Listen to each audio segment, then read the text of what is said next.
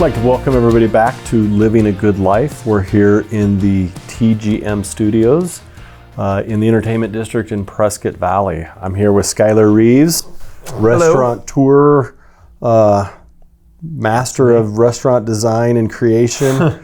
Skyler has graciously joined us today just to talk about some things. And Skyler, today I want to talk to you about site selection from your world. Cool. I want to talk to you about you have a lot of concepts. You're a fairly large employer for our region. I want to talk to you about issues as an employer you face on a daily or monthly basis. Might even want to touch about issues your employees are facing. Yeah. Because those affect you directly. Yep. And then we might even touch on what brought you here, because I know you had experiences in other cities and other communities, and what brought you to our region. Sure. Yeah. So, with that, when I met you, you were working at a bar, and that wasn't all that long ago. Nope. Right? And then shortly thereafter, you opened Barley Hound. Yep. Then you acquired Roses. Yep. You created La Planchada, and you created County Seat. Yep. And now you have Taco Don's. Yep. 5 concepts. What goes into your site selection for where you put a restaurant? You're kind of heavily, as somebody who likes to dine out, it's great. You got a bunch of restaurants in downtown Prescott. I can walk to all of them. Yep. But what makes you do that cluster versus being spread all over a community? How do you go into choosing a site? Sure. Yeah, thanks for having me. It's exciting to be here, and exciting to have Roses here in Prescott Valley, which we're sitting not too far away from. So the site selection, I like that question a lot. I think beginning restaurateurs often get it wrong. In that they become real romantic about an idea for a restaurant, and then they get it stuck in their head. I'm going to open a pizza restaurant. I want to make pizza. My grandmother taught me how to make pizza.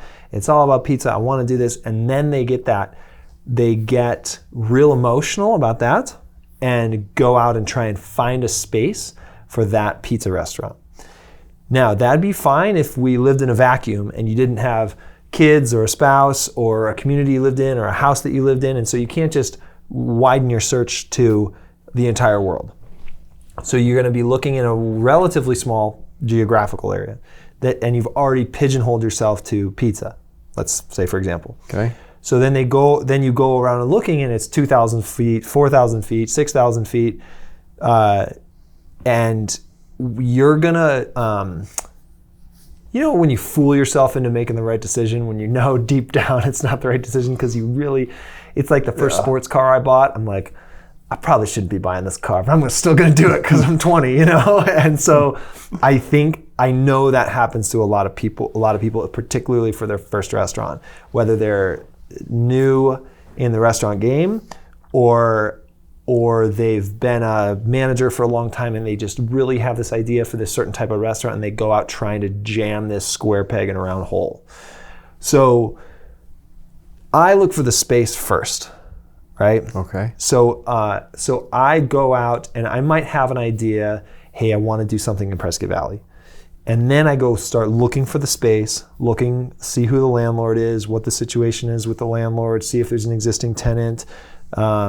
I look at all of that. Then I start to conceptualize what might go in that space. Okay? Okay. Then I look at sort of your normal business school 101.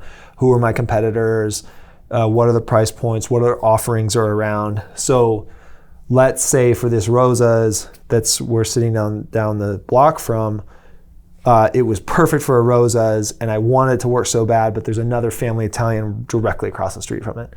I don't want to do that, probably because I don't think it's cool to the other person, and it depends. Although all's fair in love and war. If they're suffering and I feel like I can go in there and beat them at their own game, then maybe I would. Mm-hmm. So then I start simultaneously. I'm looking at the community around it. What are their offerings, and if I think it would be successful based on. And to use this case, I didn't think there was a ton of Italian around. There's some other pizza offerings, but I think pizza is the most popular food in the world, and you can never have too much pizza, right? Okay. And so in that case, it kind of worked. So it's kind of a long, weird answer, but I really think people get it the wrong way in that they become romantic about this particular idea for the offerings the restaurant's going to have. Yeah, it makes total sense. So when you say it, Yeah. it's, I want to open a pizza shop, and then I go look for that, and I go to La Planchada because it's just a unique offering that you brought to the region. So you saw that space. Yep. And then you started to visualize the concept behind it and started to create it, which I think is totally opposite of what most people think. 100, exactly. And I think the reason why is we know the national chains. Right. So when a Chili's or one of the big chains comes in, they know what they are. Yeah. And they're looking for a site to put their restaurant. So what makes and they have you, a ton of money. But So what makes you different than them as far as site selection? Okay. I'm creative, and I can be creative. Okay. And so there's no rules. I have no rules for myself. Okay. Chili's, Texas Roadhouse has a very specific set of rules. It's got to have this many parking spaces. It's got to have a visibility from a road that has X amount of thousands of cars per day. Okay. They have this set of criteria. To me, you show me a alley with a basement and a set of stairs and something that everyone in business school 101 would say, don't do it. I'll be like, hey, Brad, I want really cheap rent, and I'm going to make this work because I have a great idea for a concept to make this work. So I think the difference for them, I still will look at look, I'm not going to lie, I don't look at the demographics like a Chili's would. Like, I don't know exactly the median household income. I don't know the exact number of people that reside. But I know Prescott really well. I know Prescott Valley really well. I live here. It's a little different. If I was saying going to go select 5 sites across the state for 5 new Rosas, then I'd honestly bring someone in that is good at those demo studies and stuff like that. So I guess to distill it down to the essence, I really know the market, and if I don't, I find a subject matter expert in that market. Okay. So for you, it starts more, your creativity starts with, where do you want to have your next restaurant? Yep. I want to be in Prescott Valley, or I want to be maybe Chino, or maybe you want to go over to Cottonwood. Yep. And then you find a site, and then you start figuring out, like, what's the vibe of the community? What are they maybe missing? Yep. What does the site say to you? Yeah, you got it. And sometimes those things come to me. Yeah. Now, so maybe I'm not thinking about Cottonwood, but I get a cold call and someone's like, hey man, I got a great opportunity. This tenant did a midnight run. You can step in and get all the equipment for free, blah, blah, blah. I'm like, oh, okay, wasn't thinking about Cottonwood, but let me scoot down there today and look at that spot. Okay. But then it's the same process from there. But then from there, it's the same process. So what are the ups and what are the downs? People also don't understand, the restaurant business has a ton of specific site requirements, like a grease trap, like ventilation to the up top out for a hood, dumpster, how close the trash is, visibility of the street, and parking. Visibility and parking would be the same with retail or anything else. But if I was going to open a retail shop to sell candles, you don't have to worry about the grease trap, ventilation. Health department is their cove-based tile in the kitchen. You know what I mean? Like, all that stuff costs money, a lot of money. Yeah. So then the site selection right away is hood, grease trap. First 2 questions before I even look at the space: is there a hood? How long is it? Because then right away I get a feeling for how much equipment's going to fit under there. Okay. Right. So I got shown a space last week, 2 weeks ago. They said, oh, there's a huge outdoor area. You could put hundreds of people there. And my question is, how long is the hood? They said 8 feet. And so I'm like, what are you going to cook in the span of 8 feet that's going to feed several hundred people? Like the deal's dead right away in that case. I shouldn't say dead, but you'd have to get real creative with it. Like, what do you There's only so much food you can pull off an 8-foot hood. Yep. So then you think maybe we could you could get creative and do like a food truck or salads or something that doesn't require a hood, or but then you're kind of going back to square peg round hole thing. Like, do I want this too bad? Yeah. You know what I mean? To where you're going to make a poor decision. I bring the car thing into example too, because I love cars. I've owned a lot of cars, and it's like, I want it so bad, I don't need to take it to the mechanic. It's probably fine. You know what I mean? Well, it goes back to that chasing the restaurant, chasing your dream, versus studying to have a successful operation that is called a restaurant. It's a restaurant business. Yeah. You got to be good at both. Exactly. Yeah. Speaking of business, 5 restaurant concepts. You got to have a few employees to run restaurants. Yep. I don't know how many employees you have, but you're a larger employer for our region. Yeah. Especially in the private sector. What are some of your challenges as an employer managing all that you face today? Sure. Well, so last week we had 150 active employees, plus a handful of other people we manage. So, that was, like I said, when I met you, I had 0. and 4 years ago, I had 30 or something, maybe. So it's been a big change. The biggest, it's no shock or news to say, oh, there's a shortage of people or no one wants to work. I try not to say that out loud too much, even though I feel that some way, because we've got 150 people working for us. 80, a lot of them, most of them work very, very hard. Our core group of managers, about 25 people, work extremely hard, work on the weekends, work at night, answer emails at 6 in the morning. So there's a lot of good out there in the workforce. The challenge that we're seeing is here in particular, it's a kind of a young person's game, the restaurant business. We don't, of course, don't discriminate on age or anything, but you're on your feet a lot. The kitchen jobs are tough. talk about lift 50 pounds repeatedly. These guys are stocking thousands of pounds of food every day, every other day. So there's demographically a lack of young people here in Prescott. I think that's a challenge for us. And then this competing for wages that seems to be cooling off a little bit. Of the guy across the street offering 50 cents and the guy across the street from there offering another 50 cents. So we try and lead with our culture. We try and we have a referral bonus program that's been really good. So if you refer someone to one of our restaurants then to work, then you get paid. So that kind of speaks to the culture. It's like, hey, you're my roommate. Hey, you should come work for this company. It's fun to work here. Here's some of the benefits, right? So, but it is super challenging. How much does that play into? Because I've seen you've advertised payment of college education or reimbursement so that your job offering isn't a final step for folks. It can be a growth step. Like they can come in and work and make an honest living and also work towards something they might want. Bigger in life. You talked about culture, your culture being fun to work for. And I know we as a company, we're always trying to think of like, how do we attract and retain the best people? What is it because you can't always compete on wages. As you said, 50 cents, somebody leaves, and then you got to retrain somebody, and that's really expensive. So it's far cheaper to keep them. So I'm just curious how you feel that component of the offer you make outside, put wages over here, the benefits, the creativity around that plays into your offering. I'd like to think it plays in a big way. We're not perfect. Our culture is not perfect. It drives me nuts when I see some CEO or on business news, saying our culture is it's always the owners that are saying how great their own culture is.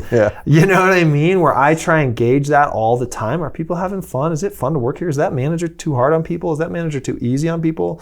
We try to hire slow, fire fast. So if someone's not a fit, we try and get them out right away. That helps with the other folks. The college tuition is great. People really think that's cool. I wish more people were participating in it because selfishly it locks them in for 2 or 4 years, right? They're not going to leave. So selfishly that's for me. But then also to me, I feel really good about helping this person go through college. It's awesome. You know what I mean? It's a cool side effect of, to me, having the number of payroll checks I sign outweighs my revenue from 3 or 4 years ago. So I'm still really proud of that. And so we do other things like we close the day after 4th of July. So that was a new one last year that was very popular. And so it's tough because, as you know, it's our peak season. It's the end of that whole rodeo week where everyone just gets their butts kicked at work all day long. And so last year we did it the first time part of it was to avoid a Christmas party. And I said, this is our Christmas in July. Okay. And we close every single restaurant and everyone takes the day completely off. Everyone's forbidden to work. I hire a different company to throw a party for us. We did this big picnic. So that was like a huge hit. And so we're trying to find more things like that. Can't always be closing the restaurants. And then I try to give things like good equipment. When a cooler breaks, we try and replace it right away. We've all worked in restaurants where you had to deal with, icing. I'll skip the details, but fully functioning equipment. Yes, that's a good way to put it. Yeah. And that's a real pain in the butt. If you're an hourly employee or you're just a server trying to make your money and go back home and go study for college, where for an extra 30 minutes you got to cut lemons with a dull knife. Yeah. Not fun. Yeah. So we try and add all of those things because we're all paying about the same thing. Yeah. You know what I mean? There's not a restaurant that's paying $45 an hour for cooks, maybe, that's in Northern Arizona. Yeah. You know what I mean? So it's like we're all like, and I think a lot of those guys and girls, they moved around a lot over the last year and they kind of, if someone's chasing that 50 cents, they're probably not a good employee to me. Sure. You want someone that wants to build something. Well, you said something there that I couldn't agree with more, and you alluded to it, is, if somebody does invest the 2 to 4 years with you and they get a college associate's degree or something and they move on, when people move on from our company onto something bigger and better, it's a celebration. Yeah. What could be bigger or better than your company? Hopefully they provided us great value while they were here, yeah, and helped us accomplish our objectives, and we helped them gain experience so they could move on to the next level of their life. Yeah. I truly feel like people are like, well, what if they leave? I'm like, well, that'd be a great thing. Yeah. In one sense, right? If they leave for the right reasons, because they're moving up. Yep. And I really think that's what's so great about business, right? We're about helping people and moving up rather than a handout. There's an exchange that takes place there. Yes. So now I want to put you on the spot. Okay. So you mentioned that you look in and always testing your culture with your employees, making sure it's going well. So when you look in, what are the challenges your employees are facing? When you're looking at those folks that are making it happen every day for you, what are their struggles? Within the company or within the community. In the community. Like you're an employer here and you're looking at your employees, and my employees are struggling with places to live. Places to live. That's it. I almost rented a group of apartments and I just, from under my name, to put people in them.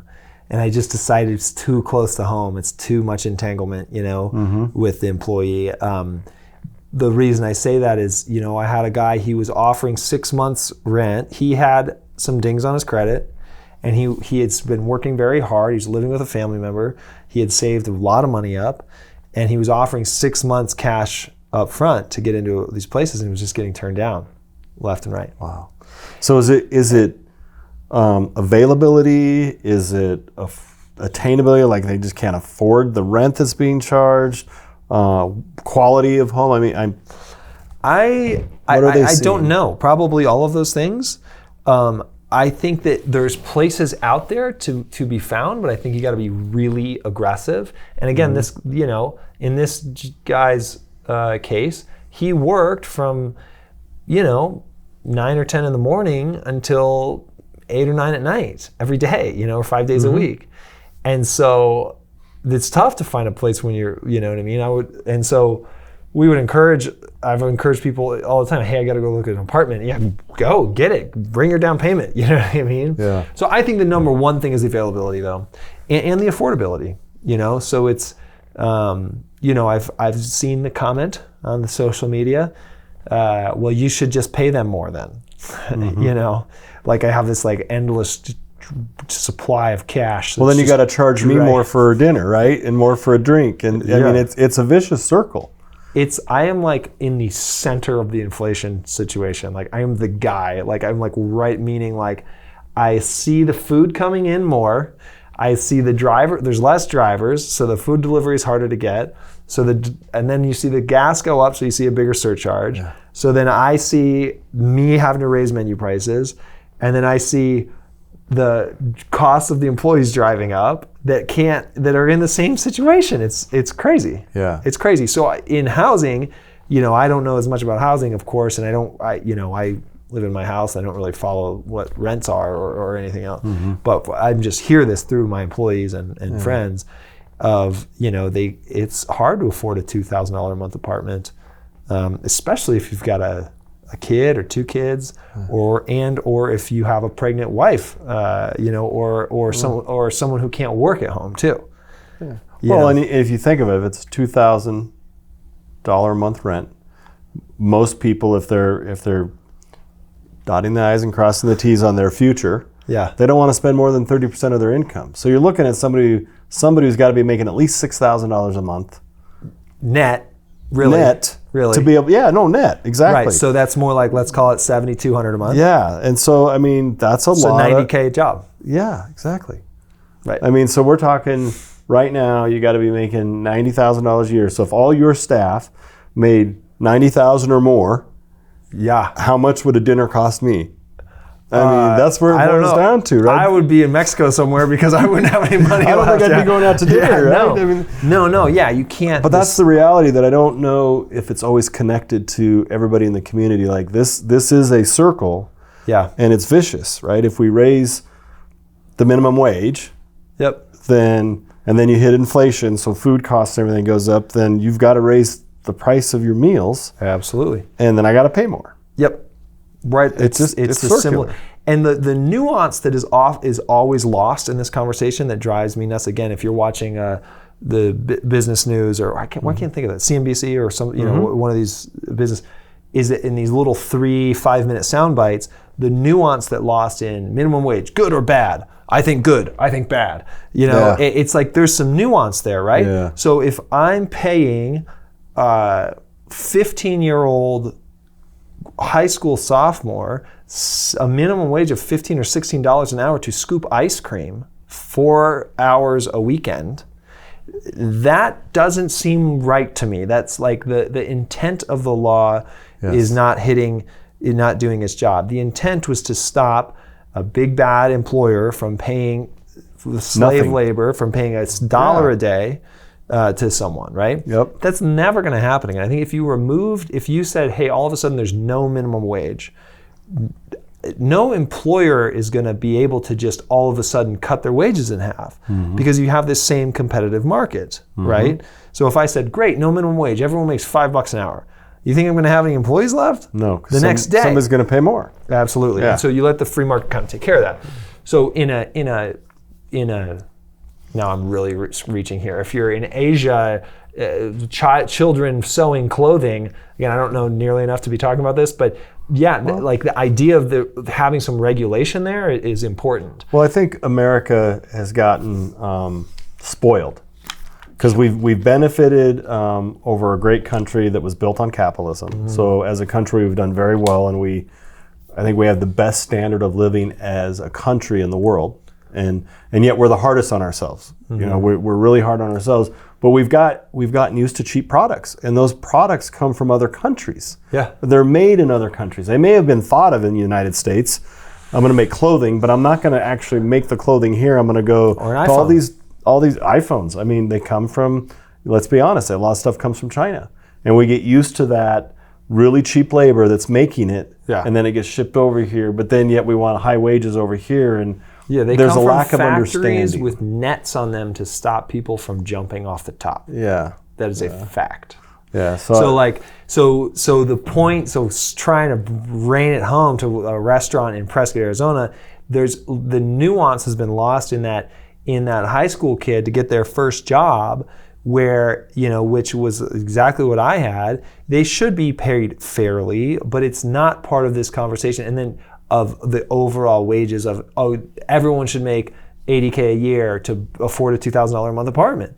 That doesn't apply to everyone. Or the college kid who wants to wait tables at night. I mean, that's what I did. Wait tables 3 or 4 nights a week. Go to college 5 days a week. Maybe take a small amount of debt and get through to get going in life. Right. It's the way it's done. My son right now is parking cars in for a hotel Yeah. and going to school part-time. Yeah. Because it works for them. Right. So And the job that's- parking cars probably, quote, I'd probably get in trouble for this, but shouldn't pay this, quote, living wage of $80K a year. It's insane. You could, that's insane. Now, it's like people, let's look at, if you look at a giant bank, okay, huge, like one of the 3 or 4 biggest banks. It's funny how that disparity of income doesn't come up, where you have a CEO makes $400 million a year and the bank teller makes $15 an hour. My busboy, my beginning high school student is going to make $15 an hour as well, in a very small business. So my point is, I don't have a solution, but it's the nuance of that conversation that's often missed. Absolutely. And I think your last example is different businesses run on different business models. Yeah. I have a friend who owns fast food chain, and their margins are so tight. Yeah. And then there's other businesses that have big margins. Yeah. And I think we kind of mush them all together. Yep. And then we say we got to make a fair situation for everybody. Right. But affordability, housing, big challenge for your employees. That's the number one complaint that I hear. I've moved several people here from other markets, and that's always the first hurdle. How can we work on this hurdle together? Do you have a family member you can live with for a while? Can I help you look at some places? Can I point you in the right direction? That's always the toughest place. Whereas, if you move in, there's lots of other places where you can just find the closest apartment, and you sign up, there's a couple open, and So that's a competitive disadvantage for our region. If we were in Phoenix or another major metropolitan area, there's just more offers for housing. And it's cheaper. And it's cheaper. A lot cheaper. So let's wrap up with our community's growing, our region's growing. A lot of people from out of state, different states. I know you came from out of state. You had a lot of experiences in other big cities. Yep. What brought you to Prescott? Yeah, so I grew up in a teeny tiny town in Michigan. I moved around quite a bit. Most of my family lives in Southern California, so I lived there for about 10 years. And when I was there, my parents retired here to Prescott. So my dad found Prescott on a motorcycle ride, rode through town, rode up through the Dells, stopped, turned around, came back down, stayed a night at the Hacienda, and called my mom and said, "Hey, I think I found the spot." And wow. Yeah, and he bought a little condo out by the airport. Okay. And they kind of used it as a second home, or they would come here for a month or two at a time, and one thing led to another, and then I was living in LA, visiting here, and kind of all just came together, So I'm really, really glad it did. I absolutely love living here. Good. Follow the family. Yeah. Good. Yeah. Well, Skyler, I want to thank you for your time and sharing No problem. a few minutes with us on living a good life. That's what we're all trying to do, and chase down a good life for ourselves. Absolutely. Thank you. Appreciate it. No problem.